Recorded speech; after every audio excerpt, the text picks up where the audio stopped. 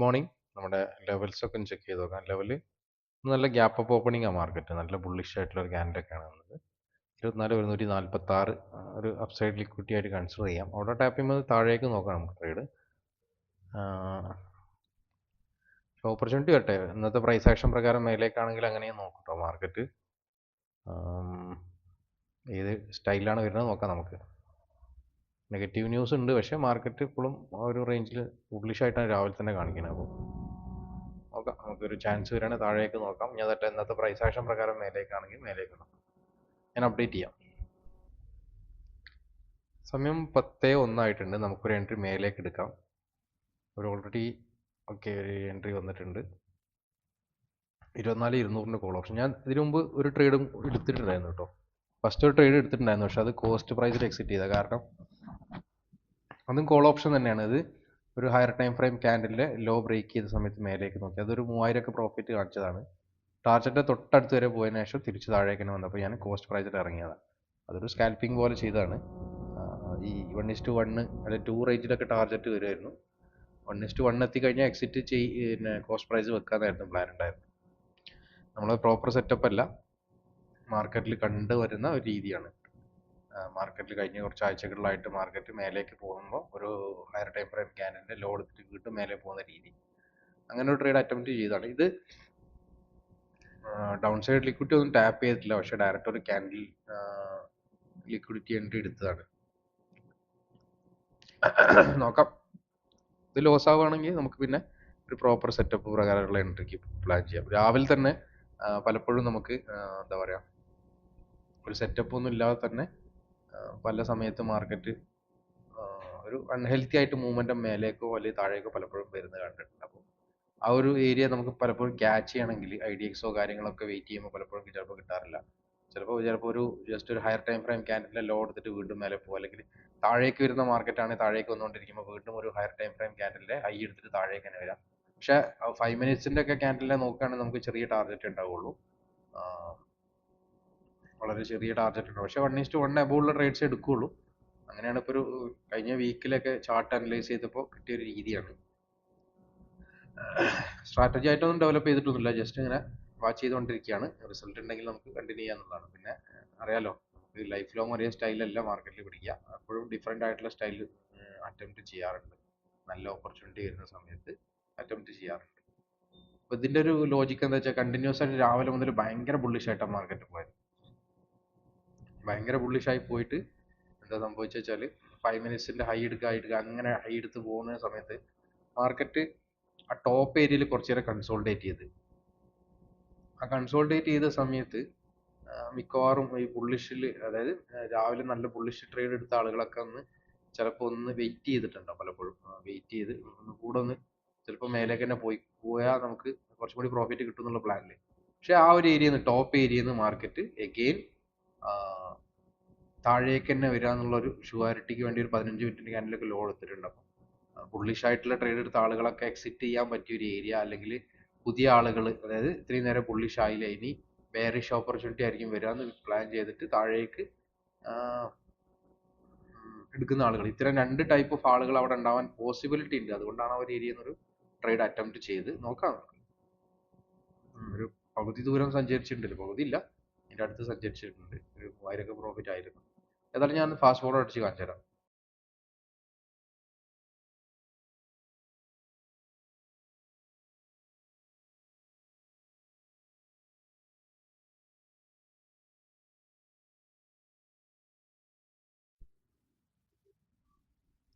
നമ്മുടെ ടാർഗറ്റിന്റെ തൊട്ടടുത്ത് എത്തിയിട്ടുണ്ട്. ടാർഗറ്റ് എത്തിയാൽ നമുക്ക് എക്സിറ്റ് ചെയ്യാം.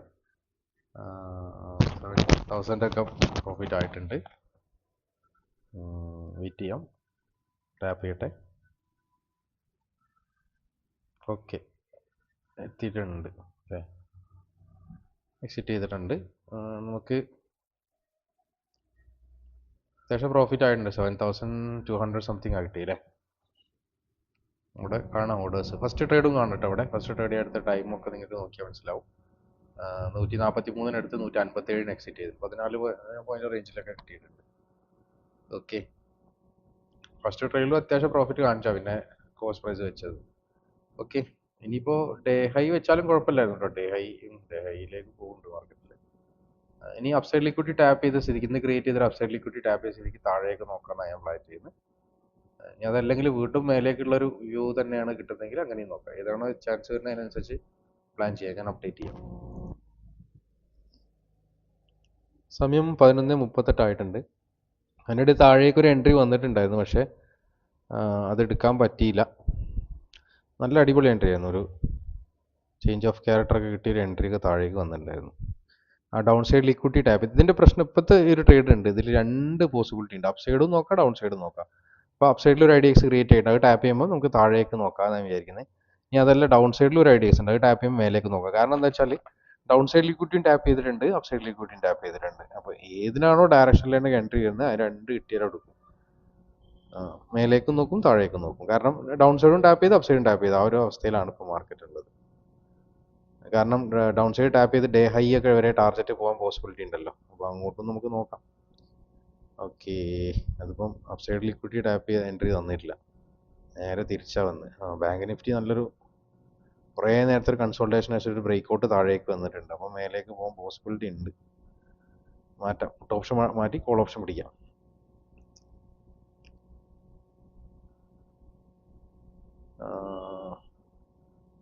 ഞാൻ ആ ബാങ്കിൻ്റെ ഫാള് കണ്ടിട്ടില്ലല്ലോ. ബാങ്കിൻ്റെ ഫാള് നമുക്ക് ആ IDX ടാപ്പ് ചെയ്തിട്ടുണ്ടെങ്കിൽ താഴേക്ക് കൊടുക്കാമായിരുന്നു. ഏതായാലും നോക്കാം. നമുക്ക് എന്താ പറയുക, രണ്ട് ലിക്വിഡിറ്റിയും ടാപ്പ് ചെയ്ത സ്ഥിതിക്ക് രണ്ട് ട്രേഡിൽ ഓപ്പർച്യൂണിറ്റി ഉണ്ട് മാർക്കറ്റിൽ. ഏതാണോ ടാർഗറ്റ് അടിക്കണമെന്ന് നമുക്ക് പറയാൻ പറ്റില്ലല്ലോ. ഓക്കെ, എടുക്കാം. 24,200 കോളാണ് അടുത്ത്.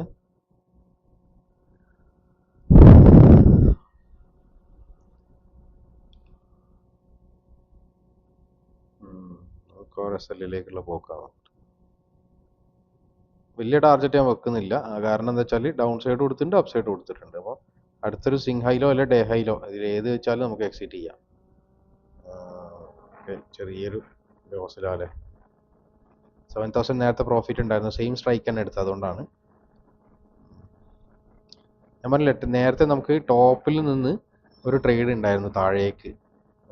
ആ സമയത്ത് എൻട്രി എടുത്തില്ല ഞാൻ. അല്ലെങ്കിൽ നമുക്ക് അടിപൊളി ഒരു ട്രേഡ് ഇന്ന് രണ്ടാമത്തെ ട്രേഡും ടാർഗറ്റ് അടിക്കണം. അതൊരു 20 പോയിന്റിന് അടുത്തുണ്ടായിരുന്നു ആ രണ്ടാമത്തെ ട്രേഡിൽ. പ്രോപ്പറായിട്ട് ഇന്ന് അപ്സൈഡ് ലിക്വിഡിറ്റി ടാപ്പ് ചെയ്തതിന് ശേഷം ചേഞ്ച് ഓഫ് ക്യാരക്ടർ തന്ന് എന്താ പറയുക, ചേഞ്ച് ഓഫ് ക്യാരക്ടർ എൻട്രിയും വന്നു. പക്ഷെ ആ സമയത്ത് എനിക്ക് എടുക്കാൻ പറ്റില്ല. ഞാൻ അതിന് ശേഷം ഞാനത് കണ്ടത്. പിന്നെ ആ ടാപ്പ് ചെയ്ത് കുറച്ച് താഴെ വന്നതിന് ശേഷം പിന്നെ അവിടുന്ന് എടുക്കാന്ന് വെച്ചാൽ ഒരു ടെൻഷൻ ആയിരിക്കും. കാരണം ചിലപ്പോൾ നമ്മുടെ SL ജസ്റ്റ് അടിച്ച് ടാർഗറ്റിലേക്ക് പോയാൽ കൂടുതൽ ഇമോഷൻ പ്രോബ്ലത്തിന് കാരണം. അപ്പം നമ്മൾ എൻട്രി ഉള്ള സമയത്ത് പ്രോപ്പർ ആ ടൈമിൽ എടുക്കാൻ പറ്റിയിട്ടില്ലെങ്കിൽ പിന്നെ എടുക്കാതിരിക്കുക നല്ലതെന്ന് എനിക്ക് തോന്നുന്നു. അതുകൊണ്ട് ഞാൻ വിട്ടു. പക്ഷെ അത് കറക്റ്റായിട്ട് വന്ന് ഡൗൺ സൈഡ് ലിക്വിഡിറ്റി വരെ ടാപ്പ് ചെയ്തു. ചെയ്യാം. മാർക്കറ്റ് എന്താ പ്രീമിയത്തിന് ഒരു മൊമെന്റം കാണുന്നില്ല അല്ലേ. പ്രീമിയം ഒരു ഫാള്, എന്താ പറയുക, പുട്ട് ഓപ്ഷൻ കോൾ ഓപ്ഷൻ അങ്ങനെ ഒരു മൊമെന്റ് അപ്പ് സൈഡിലേക്ക് തരുന്നില്ല. സ്പോട്ട് പിന്നെ ഒരു നല്ലൊരു ക്യാൻഡിൽ വന്നിട്ടുണ്ടായിരുന്നു, പക്ഷെ കോൾ എന്താ പറയുക, നല്ലൊരു ബുള്ളിഷ്നെസ് കോളിൽ കാണിക്കുന്നില്ല. എക്സിറ്റ് ചെയ്യണം. ജോണി നല്ല ഓപ്പർച്യൂണിറ്റി നോക്കി. കാരണം ഇതിലൊരു രണ്ട് ഡയറക്ഷനിലേക്കും പോസിബിലിറ്റി ഉള്ളതുകൊണ്ടേ ചെറിയൊരു കൺഫ്യൂഷൻ. നമ്മളെ ഫസ്റ്റ് ട്രേഡ് മിസ്സായതിൻ്റെ ചെറിയൊരു ഇതുണ്ട് സത്യം പറഞ്ഞാൽ. അത് നമുക്ക് എങ്ങനെയാലും വരും. നമ്മളിപ്പോൾ ഒരു പ്രോപ്പർ എൻട്രി വന്ന് ടാർഗറ്റിലേക്ക് പോയി നമ്മൾ എടുക്കാതെ പോകുമ്പോൾ നമുക്ക് എന്തായാലും ഒരു ഇമോഷണൽ പ്രോബ്ലം വരും. അപ്പോൾ പിന്നെ ഞാൻ പുട്ട് ഓപ്ഷനിൽ ഒന്നും കൂടി പിടിച്ചു നോക്കണോ എന്നുള്ളൊരു ഇതിലുണ്ടായിരുന്നു, പക്ഷേ ചാൻസ് വന്നില്ല. കോളിലാണ് ഒക്കെ എൻട്രി കിട്ടി. ഇത് കൺഫ്യൂഷൻ ആവണ്ട കേട്ടോ, കാരണം രണ്ടും ലിക്വിഡിറ്റി ടാപ്പ് അങ്ങനെ ചില സമയങ്ങളിൽ അങ്ങനെ വരാറുണ്ട്. അപ്പോൾ അതുകൊണ്ട് ശരിക്കും പറഞ്ഞാൽ ഡൗൺ സൈഡ് ലിക്വിഡിറ്റി ടാപ്പ് ചെയ്ത് നമുക്ക് ടാർഗറ്റ് വെക്കാൻ അപ്പ് സൈഡ് ലിക്വിഡിറ്റി കുറച്ച് ചെറിയ പോയിന്റ് ഉള്ളായിരുന്നു. പക്ഷേ ശരിക്കും ഡൗൺ സൈഡ് ലിക്വിഡിറ്റി ടാപ്പ് ചെയ്ത് നമുക്ക് ഡേ ഹൈ വരെ വേണമെങ്കിലും വെക്കാം. അതുകൊണ്ടാണ് ഞാൻ ആ ട്രേഡ് എടുത്തത്.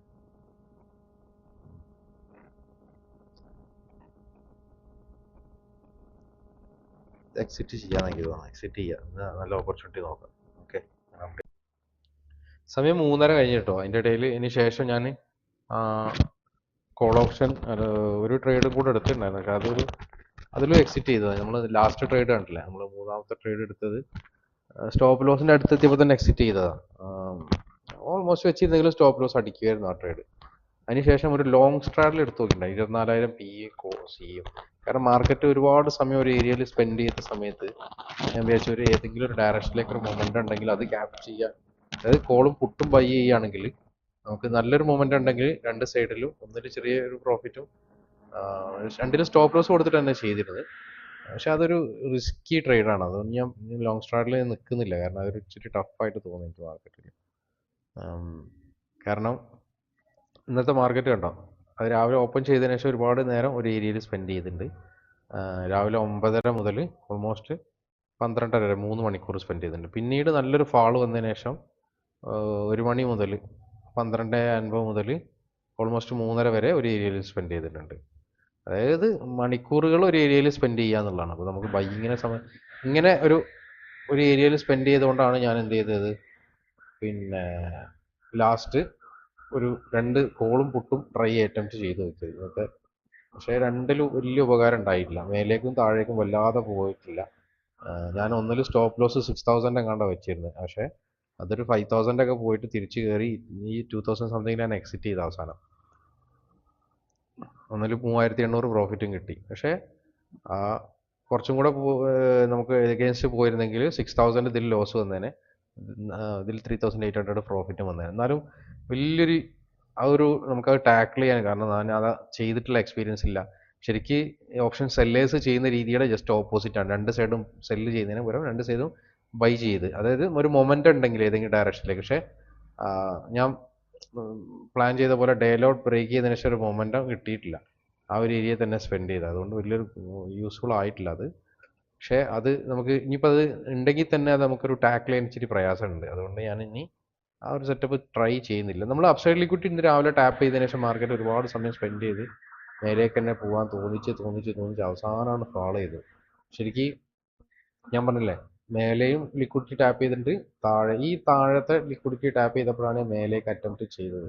പക്ഷെ ഒരുപാട് നാൾ മാർക്കറ്റ് മൂവ് ചെയ്തതിനു ശേഷം എനിക്ക് ഇവിടുന്ന് എൻട്രി വന്നിരുന്നത്.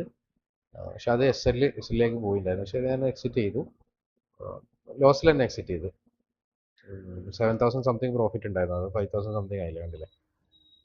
പിന്നെ എഗെയിൻ ഈ ഒരു സിംഗ്ലോ എടുത്ത സമയത്ത് ഞാൻ വീണ്ടും മേലേക്ക് ഒരു ട്രേഡ് അറ്റംപ്റ്റ് പ്ലാൻ ചെയ്തിരുന്നു. പക്ഷേ ഇങ്ങനെ IDX ഒക്കെ ടാപ്പ് ചെയ്ത് ഇവിടെ ജസ്റ്റ് ടാപ്പ് ചെയ്ത സമയത്ത് ഒരു എൻട്രി എടുത്തിട്ടുണ്ടായിരുന്നു. പക്ഷേ ഇവിടുന്ന് ഒരു എൻട്രി എടുത്തു 12:04 മാർക്കറ്റ് മേലേക്ക് പോണ മാതിരി കാണിച്ചു.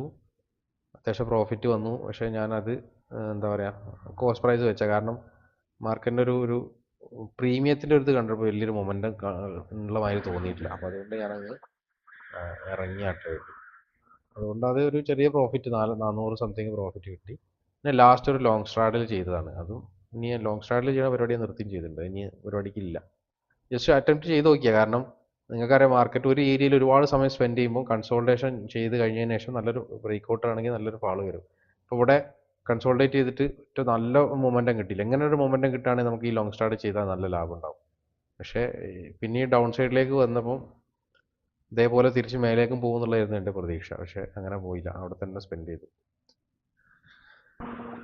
ഏതായാലും ഇന്നത്തെ 6,000 സംതിങ് പ്രോഫിറ്റ് ഉണ്ട് നമുക്ക്.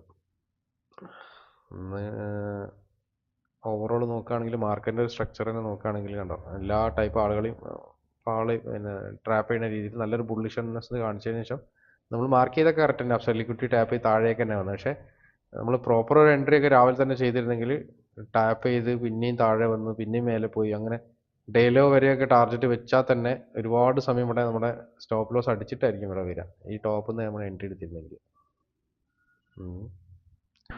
ഏതായാലും നോക്കാം നമുക്ക്. ഇനി നല്ല ചാൻസ് നാളെ വരികയാണെങ്കിൽ നമുക്ക് പിടിക്കാം. Okay, thank you for watching, by.